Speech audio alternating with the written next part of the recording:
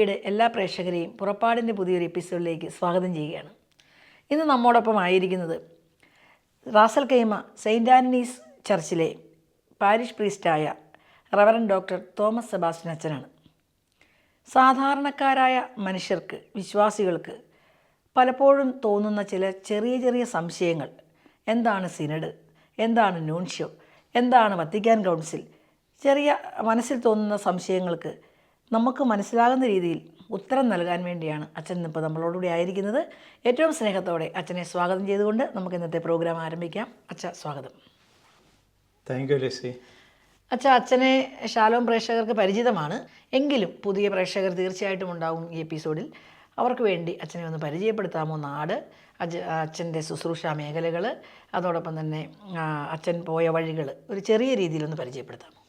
തീർച്ചയായിട്ടും.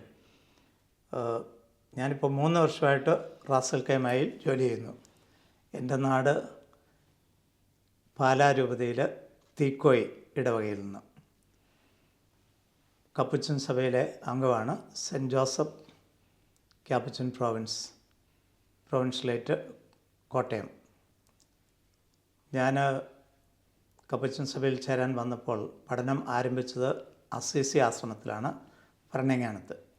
തുടർന്ന് മംഗലാപുരം, തൃശ്ശൂർ, മൂവാറ്റുപുഴ, കോട്ടഗിരി ഈ സ്ഥലങ്ങളിലാണ് വൈദിക പഠനം, സന്യാസ പരിശീലനം നടത്തി പൂർത്തിയാക്കി 1980 മെയ് മാസം 5-ാം തീയതി തീക്കോയിൽ വെച്ച് പൗരോഹിത്യ പദവിയിലേക്ക് ഉയർത്തപ്പെട്ടത്. തുടർന്ന് ഭരണങ്ങാനം,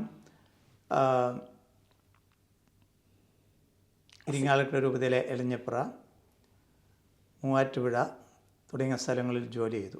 അതിനുശേഷം ഉപരിപഠനത്തിന് റോമിൽ പോയി. തിരിച്ചു വന്നതിന് ശേഷം ആന്ധ്രയിൽ വിജയവാഡയിലെ മൈനസ് ഡയറക്ടർ, പിന്നീട് തിരിച്ചു വന്ന് ഭരണങ്ങാനത്തും ദള്ളകത്ത് തിയോളജി സെമിനാരിയിലും പഠിപ്പിച്ചു. തുടർന്ന് റോമിൽ ശുശ്രൂഷയ്ക്കായിട്ട് വിളിക്കപ്പെട്ടു. റോമിൽ പോയി 6.5 വർഷത്തോളം ജനറലേറ്റിൽ കപ്പുച്ചൻ സഭയുടെ ആസ്ഥാനത്ത് ജോലി ചെയ്തു. അതിനെ തുടർന്ന് ധാർമ്മിക വിജ്ഞാനീയത്തിൽ ഗവേഷണം നടത്തി ഡോക്ടറേറ്റ് പൂർത്തിയാക്കിയിട്ട് തിരിച്ചു വന്നതേ ആന്ധ്ര ഞങ്ങളുടെ മിഷനിലേക്ക് വിട്ടു. അവിടെ പോയി 6 വർഷത്തോളം സെമിനാരി ഡയറക്ടർ, 8 വർഷം ആന്ധ്ര, തെലുങ്കാന, ഒഡീഷ സ്റ്റേറ്റുകൾ ഉൾപ്പെടുന്ന മിഷൻ പ്രൊവിൻസിൻ്റെ പ്രൊവിൻഷ്യലായിട്ട് ജോലി ചെയ്തു. തിരിച്ച് നാട്ടിൽ വന്നിട്ട് ഗൾഫിലേക്ക് ജോലിക്കായിട്ട് വന്നു.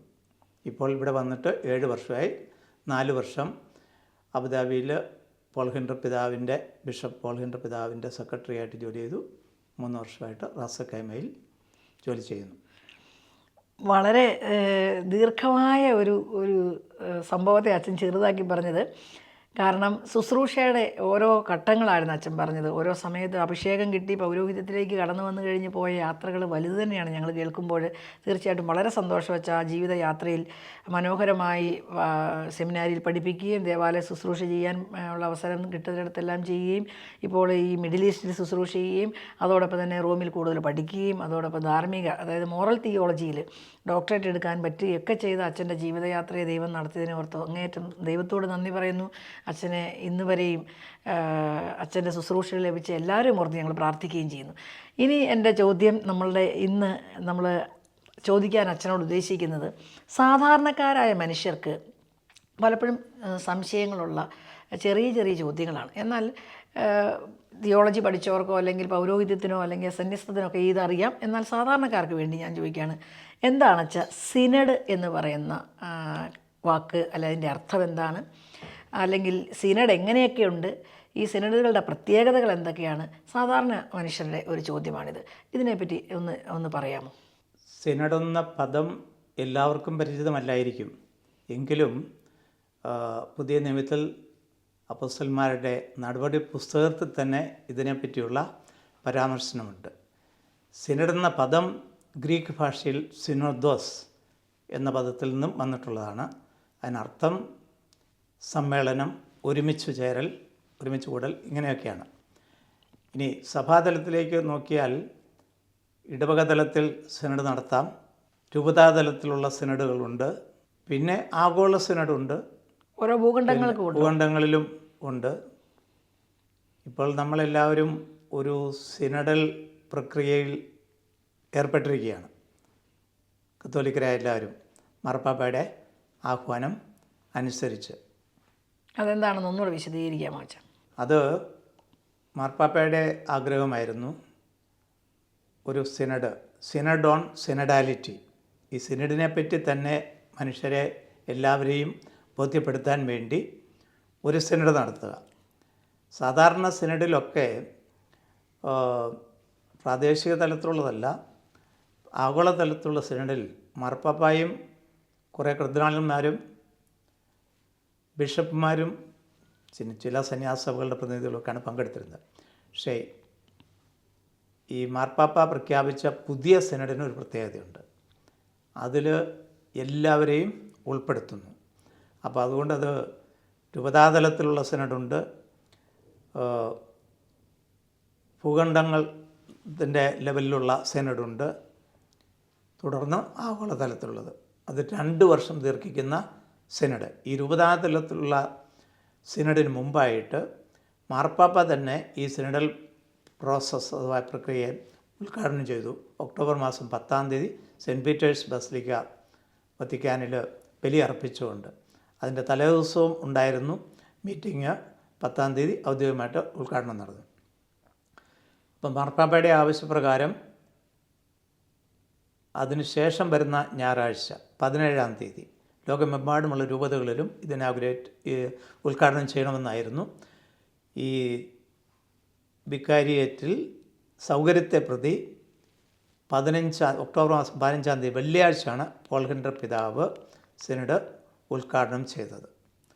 അങ്ങനെ സിനഡൽ പ്രോസസ്സ് ഈ വികാരിയേറ്റിലും ആരംഭിച്ചു കഴിഞ്ഞു. Apostolic vicariate of southern Arabia.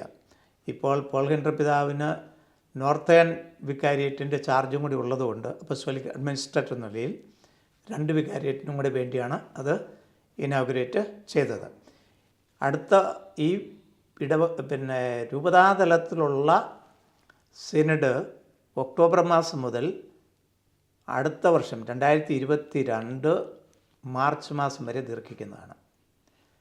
അപ്പോൾ അതിൻ്റെ ഇപ്പോൾ ഇടവക തലത്തിൽ അത് നടന്നുകൊണ്ടിരിക്കുകയാണ്. വത്തിക്കാനിൽ സിനഡിനെ സംബന്ധിച്ചൊരു ഓഫീസുണ്ട്. ആ ഓഫീസിൽ നിന്നും അവർ 10 വിഷയങ്ങളെ ആസ്പദമാക്കി ചോദ്യങ്ങൾ എല്ലാ ബിഷപ്പ്മാർക്കും അയച്ചു തന്നിട്ടുണ്ട്.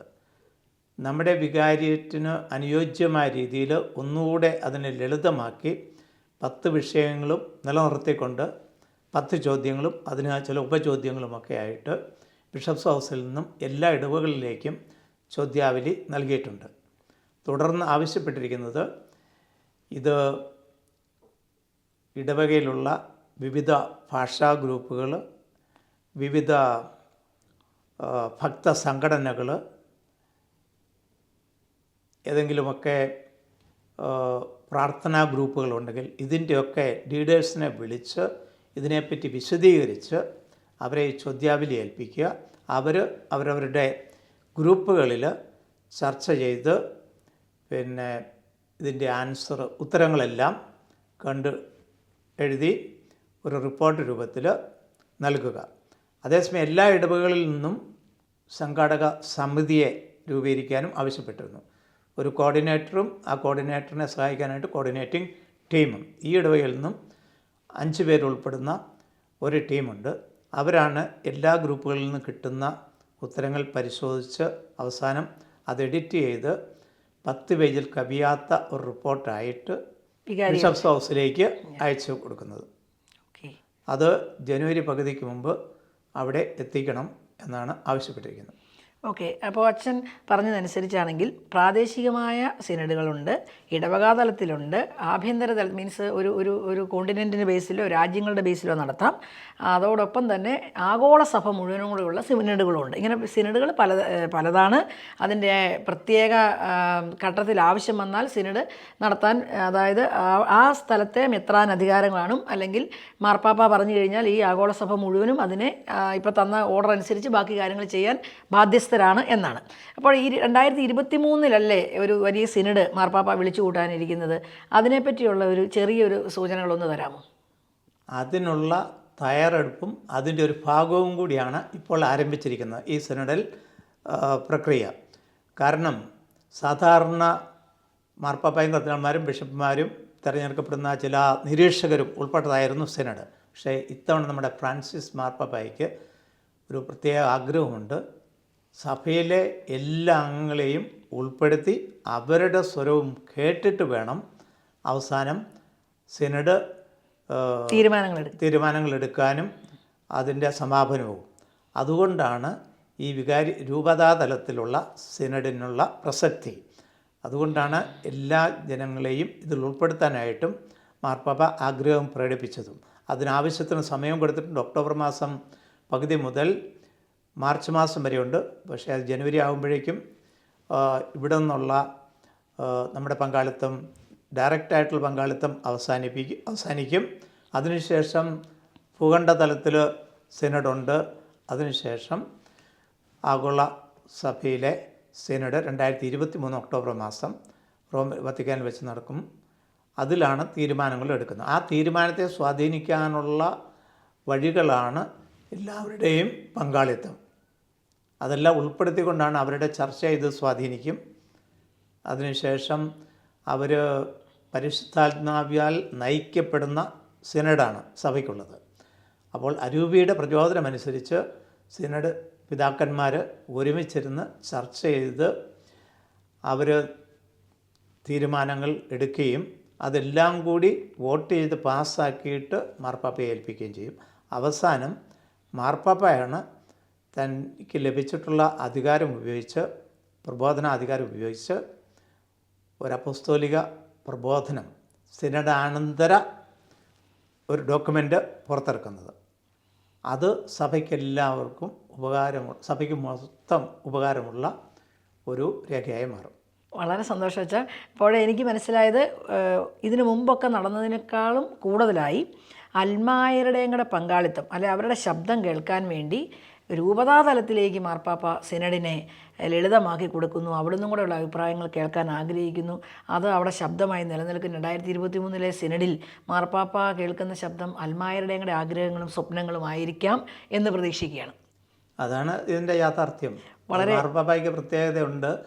ആൾ എല്ലാവരുടെയും സ്വരം കേൾക്കാൻ ആഗ്രഹിക്കുന്ന വ്യക്തിയാണ്. മുകളിൽ നിന്നെല്ലാം അടിച്ചേൽപ്പിക്കാനല്ല അവിടുന്ന് ആഗ്രഹിക്കുന്നത്. പിന്നെ രൂപതാതലത്തിൽ എന്ന് പറയുമ്പോൾ ഇടവകളില്ലാതെ രൂപതയില്ല. അതുകൊണ്ടാണ് ഇടവക തലത്തിൽ അതിനുള്ള പ്രക്രിയ ആരംഭിച്ചിരിക്കുന്നത്. വളരെ വളരെ സന്തോഷം വെച്ചാൽ അതോടൊപ്പം ഞാൻ ഓർക്കുകയാണ്, എൻ്റെ ഒരു അടുത്ത ചോദ്യം, ഈ പ്രാദേശികമായ ഒരു സിനഡ്, ഉദാഹരണം പറഞ്ഞു കഴിഞ്ഞാൽ ഇപ്പോൾ കാഞ്ഞിരപ്പള്ളി രൂപത അല്ലെ പാലാ രൂപതയിൽ നടന്ന ഒരു സിനഡ്, ആ സിനഡിൽ ആർക്കൊക്കെയാണ് പങ്കെടുക്കാൻ പറ്റുന്നത്? അവിടെ അൽമായർക്ക് സ്ഥാനമുണ്ടോ? അല്ലെങ്കിൽ ഒരു ഭൂഖണ്ഡത്തിലെ സിനഡിൽ ആർക്കൊക്കെയാണ് പങ്കെടുക്കാൻ പറ്റുന്നത്? അങ്ങനെ അതിനെപ്പറ്റിയും കൂടി ഒന്ന് പറയാമോ? എൻ്റെ അറിവിൽ രൂപതാതലത്തിലുള്ള സിനഡിൽ രൂപതയുടെ മെത്രാനും കുറേ വൈദികരും തിരഞ്ഞെടുക്കപ്പെടുന്ന ചില അൽമായ പ്രതിനിധികളും സന്യാസ സഭകളുടെ പ്രതിനിധികളും ഉൾപ്പെട്ടായിരിക്കും സിനഡ് നടത്തുക.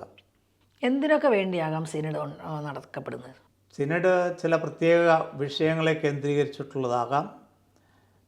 അജപാലന ശുശ്രൂഷയുമായി ബന്ധപ്പെട്ടിട്ടുള്ള വിഷയങ്ങളാകാം. പ്രത്യേകിച്ചും രൂപതാതലത്തിലുള്ള സിനഡ്. ഇനി ആഗോള സഭയിൽ നടത്തുന്ന യൂണിവേഴ്സൽ സിനഡ്, അല്ലെങ്കിൽ ആഗോളതലത്തിലുള്ള ഒരു സിനഡ്, അത് സഭയ്ക്കുള്ളിലെ ഏത് വിഷയവും കൈകാര്യം ചെയ്യാനുള്ള അധികാരം ആ സിനഡിന് ഉണ്ട്. അതേസമയം ഭൂഖണ്ഡാന്തര തലത്തിലുള്ള സിനഡിനൊക്കെ ചില പ്രത്യേക വിഷയങ്ങളെ കേന്ദ്രീകരിച്ചുള്ളതായിരിക്കും. ആ പ്രദേശങ്ങളിലേക്ക് മാത്രം ആയിട്ടുള്ള പ്രാധാന്യമുള്ള വിഷയങ്ങളൊക്കെ ആയിരിക്കും അതിൽ കൈകാര്യം ചെയ്യുന്നത്.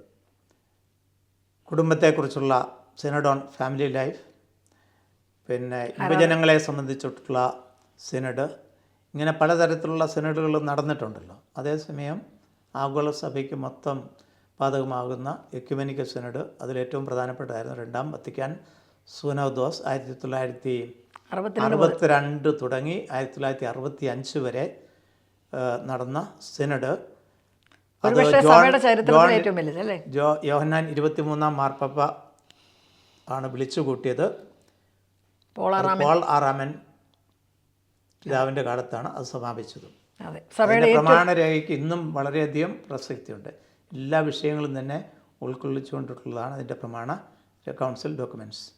അതെ, എനിക്ക് എൻ്റെ അറിവനുസരിച്ചും 2000-ന് മുകളിൽ മെത്രാന്മാർ പങ്കെടുത്തതും 3 വർഷം നീണ്ടു നിന്നതുമായ അനേകം പ്രമാണരേഖകളോടുകൂടിയ സഭയുടെ തന്നെ ഏറ്റവും വലിയൊരു സൂനകദോസം. 1-ാം വത്തിക്കാൻ കൗൺസിൽ 1800-കളിൽ നടന്നെങ്കിൽ 2-ാം വത്തിക്കാൻ കൗൺസിൽ വിപുലമായ രീതിയിൽ അൽമായർക്കൊക്കെ വലിയ പ്രാധാന്യം കൊടുക്കുന്ന ഒരു വത്തിക്കാൻ കൗൺസിലായിരുന്നു എന്നും കൂടെ എനിക്കറിയാൻ പറ്റിയിട്ടുണ്ട്. അതും കൂടെ അച്ഛനൊന്ന് പറയാം. അത് അൽമായ പ്രതിനിധികളെയും വിളിച്ചൊന്നും അവർക്ക് വോട്ടവകാശമില്ലെങ്കിലും അവർക്ക് അഭിപ്രായം പ്രകടിപ്പിക്കാം, അവരെയും ശ്രമിക്കണം. അത് അവർ വെറും നിരീക്ഷകരാണ്. പക്ഷെ എന്നാലും അവരുടെ സ്വരം കൂടി അവിടെ സഭാപിതാക്കന്മാർ ശ്രവിക്കുന്നുണ്ടായിരുന്നു. അതുപോലെ സന്യാസ സഭകളിൽ നിന്നുള്ള പ്രതിനിധികൾ എല്ലാവരും ഉൾപ്പെടുന്നത്. അതിനു പുറമെ ഇതര ക്രൈസ്തവ മതങ്ങളിൽ നിന്നുള്ള പ്രതിനിധികളും എക്യുമെനിക്കൽ സെനഡ് ആയിട്ടാണ് അത് അറിയപ്പെടുന്നത്. ആ സിനഡ് നമ്മളിപ്പോൾ ഒരു പരിധിവരെ മനസ്സിലാക്കുകയായിരുന്നു. സാധാരണക്കാർക്ക് മനസ്സിലായി എന്താണ് സിനഡ്, എങ്ങനെയൊക്കെ കൂടാം, എവിടെയൊക്കെ കൂടും.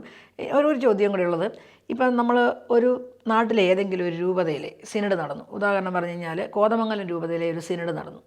ആ സിനഡിൻ്റെ തീരുമാനം അവിടെ മെത്രാൻ എടുക്കുന്നതാണോ, അല്ലെങ്കിൽ ആ കൂടിയ സിനഡിൻ്റെ കമ്മിറ്റി അംഗങ്ങൾക്കാണോ എടുക്കാൻ പറ്റുന്നത്, അതോ ഈ എടുത്ത തീരുമാനങ്ങളെ മാർപ്പാപ്പ അംഗീകരിച്ചാൽ മാത്രമേ അത് സഭയ്ക്ക് അല്ലെങ്കിൽ ആ രൂപതയ്ക്ക് ഡിക്ലെയർ ചെയ്യാൻ പറ്റുകയുള്ളൂ? രൂപതാതലത്തിലുള്ള സിനഡിൽ എടുക്കുന്ന തീരുമാനങ്ങൾ സഭയുടെ പഠനങ്ങൾക്ക് അനുസൃതമാണെങ്കിൽ അതിന് വേറെ ആരുടെയും അനുവാദവും അംഗീകാരവും ആവശ്യമില്ല. അതവിടെ ആ രൂപതയിൽ നടപ്പിലാക്കാം. അത് എല്ലാവരും അംഗീകരിക്കുക. അങ്ങനെയാണ് ഞാൻ മനസ്സിലാക്കുന്നത്. പ്രാദേശികമായ വിഷയമാണെങ്കിൽ അതല്ലാതെ മറ്റ് പല പഠനങ്ങളും ഒക്കെ പുതിയ പഠനങ്ങളും ഒക്കെ ഉൾപ്പെടുന്നതാണെങ്കിൽ അതിന് റോമിൽ നിന്നുള്ള അംഗീകാരം വേണ്ടിവരും. പക്ഷേ ആ രീതിയിലല്ല ഞാൻ ഒരു സിനഡിനെ കാണുന്നത്. ഇനി എൻ്റെ ഒരു ചോദ്യം എന്ന് പറഞ്ഞു കഴിഞ്ഞാൽ നൂൻഷ്യോ. അപ്പോൾ ഇപ്പോൾ എപ്പോഴും കേൾക്കുന്ന ഒരു വാക്കാണ് വത്തിക്കാൻ പ്രതിനിധി വന്നു. വത്തിക്കാൻ അറിയാം വത്തിക്കാൻ ഒരു രാജ്യവും കൂടിയാണ്. അപ്പോൾ മാർപ്പാപ്പ എന്ന് പറഞ്ഞു കഴിഞ്ഞാൽ ആ രാജ്യത്തിൻ്റെ ഒഫീഷ്യൽ അധികാരി കൂടെയാണ്. സഭയുടെ അധികാരി എന്നുള്ളത് വിശ്വാസത്തിലാണെങ്കിൽ വത്തിക്കാനിലെ രാജ്യത്തിൻ്റെ അധികാരിയാണ് മാർപ്പാപ്പ. അപ്പോൾ മാർപ്പാപ്പ വരുമ്പോൾ രാജ്യം നൽകുന്ന സ്വീകരണം ഒഫീഷ്യലും സഭയുടെ മക്കൾ നൽകുന്ന വിശ്വാസവുമായിരിക്കും, രണ്ടുമുണ്ട്. അപ്പോൾ അതുപോലെ ഈ നൂൻഷ്യോ എന്ന് പറയുന്ന സ്ഥാനം അതെന്താണ്? അതിൻ്റെ രാജ്യ അധികാരത്തിലാണോ അതെയോ സഭാ അധികാരത്തിലാണോ ഒരു രാജ്യത്തേക്ക് നൂൻഷ്യോ വരുന്നത്? ഒന്നുകൂടെ പറയാം, അതുകൂടെ ഒന്ന് പറയാമോ? നമ്മൾ ജീവിക്കുന്ന ഈ ലോകത്തിൽ 200-ലധികം രാജ്യങ്ങളുണ്ട്. പക്ഷേ എല്ലാ രാജ്യങ്ങളും തമ്മിൽ നയതന്ത്ര ബന്ധമില്ല. അനേകം രാജ്യങ്ങൾ തമ്മിൽ നയതന്ത്ര ബന്ധമുണ്ട്. ലോകത്തിലെ ഏറ്റവും ചെറിയ രാജ്യങ്ങളിൽ ഒന്നായ വത്തിക്കാന് പോലും അനേകം രാഷ്ട്രങ്ങളുമായിട്ട് നയതന്ത്ര ബന്ധമുണ്ട്. മാർപ്പാപ്പയുടെ പ്രതിനിധിയായി അല്ലെങ്കിൽ വത്തിക്കാനെ പ്രതിനിധീകരിച്ചുകൊണ്ട് ഇതര രാജ്യങ്ങൾ നയതന്ത്ര ബന്ധമുള്ള രാജ്യങ്ങളിലേക്ക് അയക്കപ്പെടുന്ന വ്യക്തിയാണ് നുൻഷ്യോ എന്ന പേരിൽ അറിയപ്പെടുന്നത്. ഔദ്യോഗിക നാമമാണ് നുൻസ്യൂസ് എന്ന ലത്തീൻ പദത്തിൻ്റെ ഇംഗ്ലീഷ് പദമാണ് നുൻഷ്യോ. നുൻഷ്യോയുടെ ആവാസ സ്ഥലം നുൻഷിയേച്ചർ, അപ്പസ്റ്റോലിക് നുൻഷിയേച്ചർ. സാധാരണക്കാർക്ക് മനസ്സിലാവണമെങ്കിൽ അതിന് വേറൊരു പേരുണ്ട്. അതായത് വത്തിക്കാൻ്റെ എംബസി. ഇവിടെ ഈ ഗൾഫ് രാജ്യങ്ങളിൽ നേരത്തെയൊക്കെ ഒരു നുൻഷിയേച്ചർ ഉണ്ടായിരുന്നു, വത്തിക്കാൻ എംബസി ഉണ്ടായിരുന്നു. അത് കുവൈറ്റ് സിറ്റിയിലാണ് സ്ഥിതി ചെയ്തിരുന്നത്. പക്ഷേ അടുത്ത നാളിൽ UAEക്ക് വേണ്ടി ഒരു നുൻഷിയേച്ചർ സ്ഥാപിച്ച് നുൻഷ്യോ ഇനിയും വരാനിരിക്കുന്നതേ ഉള്ളൂ. ഷാർദി അഫെയർ ഇവിടെ എത്തിക്കഴിഞ്ഞു, അബുദാബിയിൽ വാസം തുടങ്ങി. നേരത്തെ ഈ രാജ്യത്തിന് പുറത്ത് താമസിക്കുന്ന നുൻഷ്യോ ആയിരുന്നു ഉണ്ടായിരുന്നെങ്കിൽ ഇനി മുതൽ ഈ രാജ്യത്തിനുള്ളിൽ താമസിക്കുന്ന നുൻഷ്യോ ഉണ്ട്. അപ്പോൾ ഗൾഫ് രാജ്യത്തേക്ക് 2 നുൻഷ്യോമാർ ഉണ്ടായിരിക്കും. നുൻഷ്യോ ആയിക്കഴിഞ്ഞാൽ അവർക്ക് മെത്രാപ്പോലിത്ത പദവിയും ലഭിക്കും. ആർച്ച് ബിഷപ്പ് ആയിരിക്കും നുൻഷ്യോ. നുൻഷിയേച്ചറിൽ ആർച്ച് ബിഷപ്പിന് നുൻഷ്യോയ്ക്ക് പുറമെ ഫസ്റ്റ് സെക്രട്ടറിയും മറ്റ് സെക്രട്ടറിമാരും ഒക്കെ ഉണ്ടാവും. ഇവരുടെ പ്രധാന കടമ ഏത് രാജ്യത്ത് ആണ് എത്തിയിട്ടുള്ളതെങ്കിൽ ആ രാജ്യത്തിൻ്റെ ഭരണാധികാരികളും വത്തിക്കാനും തമ്മിലുള്ള നയതന്ത്രം സുഗമമാക്കി തീർക്കുക. അതാണ് അവരുടെ പ്രധാന കടമ. അതുപോലെ തന്നെ താമസിക്കുന്ന രാജ്യത്തിൽ മെത്രാന്മാരും സന്യസ്തരും എല്ലാം ഉണ്ടെങ്കിൽ അവരും വത്തിക്കാനുമായിട്ടുള്ള ബന്ധവും സുഗമമാക്കി തീർക്കുക. അങ്ങനെ ഭാരിച്ച ചുമതല ഓരോ നുൻഷ്യോയ്ക്കും ഉണ്ടായിരിക്കും. അത് രാജ്യങ്ങളുടെ വലിപ്പമനുസരിച്ച്. ഇവിടെയുള്ള നുൻഷ്യോയ്ക്ക് അധികം ബിഷപ്പുമാരായിട്ട് കോണ്ടാക്ട് ചെയ്യേണ്ട ആവശ്യമില്ല. കാരണം നമുക്കാകെ ഈ സദേൺ വികാരിയേറ്റിൽ ഒരു ബിഷപ്പ്, നോർത്തേൺ വികാരിയേറ്റിൽ ഇപ്പം ബിഷപ്പില്ല, ആകെ ഒരു ബിഷപ്പേ ഉള്ളൂ. രണ്ട് നുൻഷ്യോമാർക്കും കൂടെ കീഴിൽ അല്ലെങ്കിൽ ഇവരുടെ ഏരിയയിൽ ഒരു ബിഷപ്പേ ഇപ്പോൾ ഉള്ളൂ. താമസിയാതെ ഒരു ബിഷപ്പ് നോർത്തേൺ വികാരിയേറ്റിൽ ഉണ്ടാകുമെന്ന് പ്രതീക്ഷിക്കുന്നു. അപ്പോൾ നുൻഷ്യോ എന്ന് പറഞ്ഞാൽ വത്തിക്കാൻ്റെ ഈ രാജ്യത്തിന് വേണ്ടിയുള്ള അംബാസഡർ എന്ന് പറയാം. അതെ, അങ്ങനെ പറഞ്ഞു കഴിഞ്ഞാൽ മനുഷ്യർക്ക് എല്ലാവർക്കും മനസ്സിലാവും. അതെ, ഇപ്പോൾ എനിക്ക് മനസ്സിലായത് നയതന്ത്ര ബന്ധത്തിലുള്ള അല്ലെങ്കിൽ ആ സ്ഥാനത്തുള്ള വത്തിക്കാൻ്റെ പ്രതിനിധിയായ സഭ നിയുക്തമാക്കിയിരിക്കുന്ന അല്ലെ മാർപ്പാപ്പ നിയുക്തനാക്കിയിരിക്കുന്ന വ്യക്തിയാണ് നുൻഷ്യോ ആയിട്ട് വരിക ഒരു രാജ്യത്തേക്ക്. ആ വ്യക്തിക്ക് ആ രാജ്യവുമായിട്ട് നയതന്ത്ര ബന്ധത്തിലും അവിടെ ഉണ്ട്, സ്ഥാനമുണ്ട്. എന്നാൽ വിശ്വാസികളുടെ ആവശ്യങ്ങളെ മാർപ്പാപ്പയിൽ എത്തിക്കാനുള്ള ആ സ്ഥാനവുമുണ്ട്. ഈ രണ്ട് കാര്യങ്ങളാണ് ഒരേ സമയത്ത് ഒരു നുൻഷ്യോ ചെയ്യുന്നതെന്നാണ് എനിക്ക് മനസ്സിലായത്. അതെ, ഈ നുൻഷ്യോ എന്ന് പറഞ്ഞാൽ അവർ കനോൻ നിയമത്തിൽ പഠനം നടത്തിയിട്ടുള്ളവരാണ്, വൈദഗ്ധ്യം ഉള്ളവരാണ്. അതിനും പുറമെ വത്തിക്കാൻ്റെ ഡിപ്ലോമാറ്റിക് കോളേജിൽ പരിശീലനം ലഭിച്ചിട്ടുള്ളവരും കൂടിയാണ്. അതുകൊണ്ട് ഒരു ഡിപ്ലോമാറ്റ് ആയിട്ട്, നയതന്ത്ര പ്രതിനിധിയായിട്ട് എങ്ങനെ പ്രവർത്തിക്കണം എന്നതിനെപ്പറ്റിയുള്ള എല്ലാ പഠനങ്ങളും നടത്തിയിട്ടുണ്ട്. പല ഭാഷകളും കൈകാര്യം ചെയ്യാൻ കഴിവുള്ളവരായിരിക്കും അവർ. നമ്മൾ മനസ്സിലാക്കുകയായിരുന്നു നുൻഷ്യോ എന്ന് പറയുന്ന സ്ഥാനം, അല്ലെങ്കിൽ അത് എങ്ങനെയാണ്, അതിൻ്റെ പ്രത്യേകതകളെന്ത്, കടമകളെന്ത്, അധികാരമെന്ത്, ഇതൊക്കെ നമുക്ക് സാധാരണക്കാർക്ക് മനസ്സിലാകുന്ന രീതിയിലാണ് അച്ഛൻ നമുക്ക് പറഞ്ഞു തന്നത്. ഇന്നത്തെ ഈ എപ്പിസോഡിൽ നമ്മൾ സിനഡ് എന്താണ്, സിനഡിൻ്റെ തീരുമാനങ്ങൾ എങ്ങനെയാണ് പ്രാവർത്തികമാക്കുന്നത്, പ്രധാനപ്പെട്ട സിനഡായ വത്തിക്കാൻ കൗൺസിലുകളോ അതുപോലെ തന്നെ നമുക്കെല്ലാവർക്കും അറിയാവുന്ന സൂനകദോസുകളാണ് നിക്ക സൂനകദോസ്, എഫേസൂസ് സൂനകദോസ്, ലാറ്ററിൻ കൗൺസിൽ, അതുപോലെ തന്നെ കോൺസ്റ്റാന്റിനോപ്പിൾ കൗൺസിൽ, ഇതെല്ലാം നമ്മൾ കേട്ടിട്ടുണ്ട്. പലവിധ സഭ നേരിടുന്ന ചില പ്രത്യേക പ്രശ്നങ്ങൾ, ഭാഷണ്ഡതകളൊക്കെ പ്രചരിപ്പിക്കുന്ന സമയത്ത് പെട്ടെന്ന് തന്നെ ഒരു സൂനകദോസ് കൂടുകയും സഭ ഔദ്യോഗികമായി അതിൻ്റെ തീരുമാനമുണ്ടാക്കുകയും ജനങ്ങൾക്ക് വേണ്ട നിർദ്ദേശം നൽകുകയൊക്കെ ചെയ്യുന്ന പലവിധ കോൺഫറൻസുകൾ അഥവാ സൂനകദോസുകൾ നമ്മുടെ സഭയിൽ നടന്നിട്ടുണ്ട്.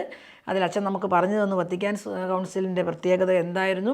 അതോടൊപ്പം തന്നെ ഇപ്പം 2023 ഫ്രാൻസിസ് മാർപ്പാപ്പ വിളിച്ചു കൂട്ടുന്ന സിനഡിൻ്റെ പ്രത്യേകത എന്താണ്, ഇങ്ങനെ സിനഡ് എന്താണെന്നും അതോടൊപ്പം തന്നെ സഭയുടെ ആ അധികാരവും അതിൻ്റെ മാഹാത്മ്യവും അപ്പസ്തോലിക സ്ഥാനവുമൊക്കെ നമ്മൾ ഇതിലൂടെ മനസ്സിലാക്കുകയായിരുന്നു. സഭയുടെ ഏറ്റവും വലിയ സമ്പത്തായ അൽമായ ശുശ്രൂഷകരെ, അൽമായരെ മാർപ്പാപ്പായും സഭയും എന്തുമാത്രം ബഹുമാനിക്കുന്നവരുടെ ശബ്ദം കേൾക്കാൻ ആഗ്രഹിക്കുന്നു എന്നെല്ലാം നമ്മൾ ഈ എപ്പിസോഡിൽ കേട്ടു. തീർച്ചയായിട്ടും നമുക്ക് സഭയ്ക്ക് വേണ്ടി പ്രാർത്ഥിക്കാം. സഭയുടെ സാർവത്രിക ലക്ഷ്യങ്ങൾ നന്മയാണ്, സ്നേഹമാണ്, കരുണയാണ്. അത് വിശ്വാസം നിലനിർത്തേണ്ടതാണ്. ഇതിനെല്ലാം വേണ്ടി നമുക്ക് പ്രാർത്ഥിക്കുകയും പ്രവർത്തിക്കുകയും ചെയ്യാം. ഈ എപ്പിസോഡിൽ നമുക്ക് വേണ്ട നല്ല ഉത്തരങ്ങൾ നൽകിയ അച്ഛനെ സ്നേഹത്തോടെ നന്ദിയോടെ ഓർത്തുകൊണ്ട് താങ്ക് യു അച്ഛൻ.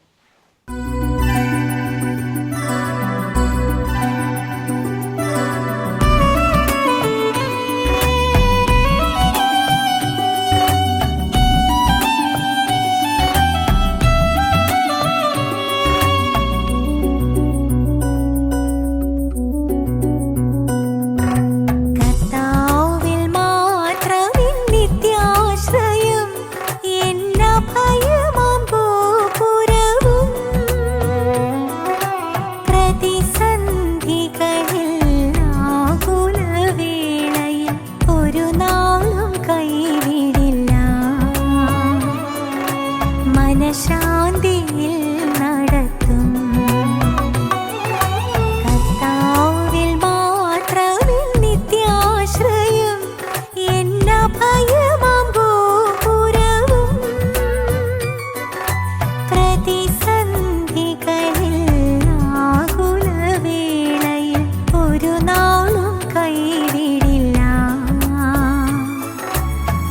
മനഃശാന്തിയിൽ നടത്തും.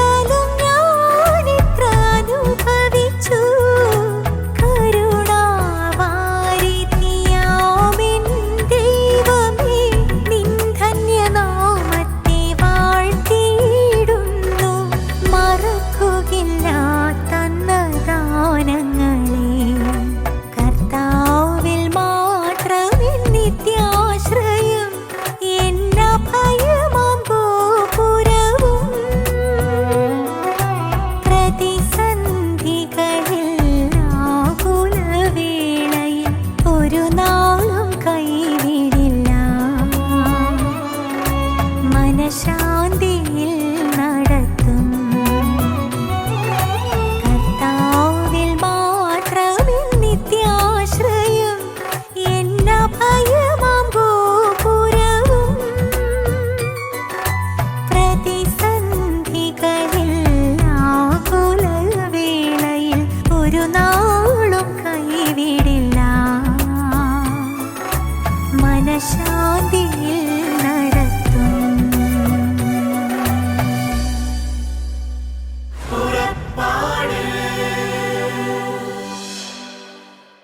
ഈ പ്രോഗ്രാമിനെക്കുറിച്ചുള്ള നിങ്ങളുടെ വിലയേറിയ അഭിപ്രായങ്ങളും നിർദ്ദേശങ്ങളും ഇമെയിലിലൂടെ ഞങ്ങളെ അറിയിക്കുക. പുറപ്പാട്.UAE@gmail.com